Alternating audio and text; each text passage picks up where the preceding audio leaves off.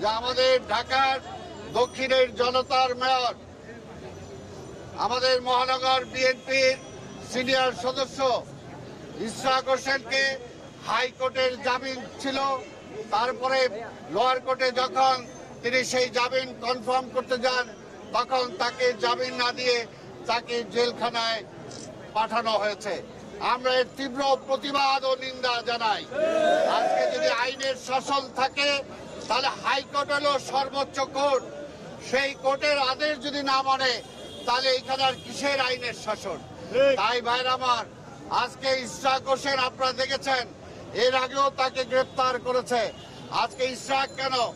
ইশরাকের বাবা আমাদের মহানগরের সাবেক সভাপতি, সাবেক মেয়র সাদেক হোসেন খোকাকে গুলি করেও থামানো যায় নাই। ইশরাক হোসেন তার সুযোগ্য সন্তান, তাকে জেলে নিয়ে কি আটকানো যাবে? যাবে না। আজকে আমরা বলতে চাই, বিএনপির এই মুহূর্তে প্রতিটা নেতা কর্মী যারা বিএনপি করে, যারা ছাত্র দল করে, যারা যুব দল করে, যারা স্বেচ্ছাসেবক দল করে, যারা শ্রমিক দল করে, যারা বিভিন্ন অঙ্গ সংগঠন করে, সবাই এক একটা বুলেট, কেউ কোনো ভয় নেই। যতই গুলি করেন জেলে নেন, আমরা জেলখানারে ভয় পাই না। তাই বলতে চাই, অনতি বিলম্বে ইশরাক হোসেনকে ছেড়ে দেন। দেশ চালাইতে পারেন না। আজকে নির্বাচনের নামে প্রহসন করেন, আজকে ব্যাংকগুলো খায় ফেলছেন, সেদিকে দৃষ্টি নাই। আজকে ব্যাংক যারা লোপাট করলো তাদেরকে গ্রেপ্তার করতে পারেন না। আজকে মহিউদ্দিন খান আলমগীর যে ব্যাংক খায় ফেললো তারে গ্রেপ্তার করেন না কেন? আজকে বেসিক ব্যাংকের বাচ্চু, তাকে গ্রেপ্তার করেন না কেন? আজকে এস আলম, তাকে গ্রেপ্তার করেন না কেন?